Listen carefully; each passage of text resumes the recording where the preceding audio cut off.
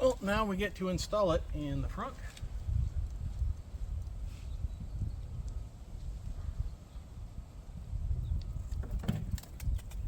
And this should be fairly obvious. You're going to take the integrated handles. I would say trap your sprayer handle so it's not banging around and getting itself scratched up.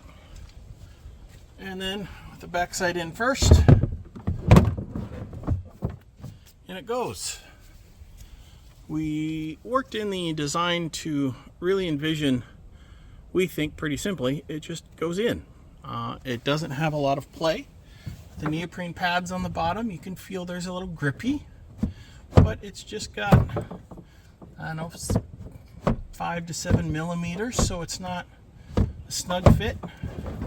And when it's empty, it's easy enough to remove. There's a little sloshy from rinsing it out yesterday, but as long as it doesn't have 100 pounds of water in it, it's really pretty simple in and out.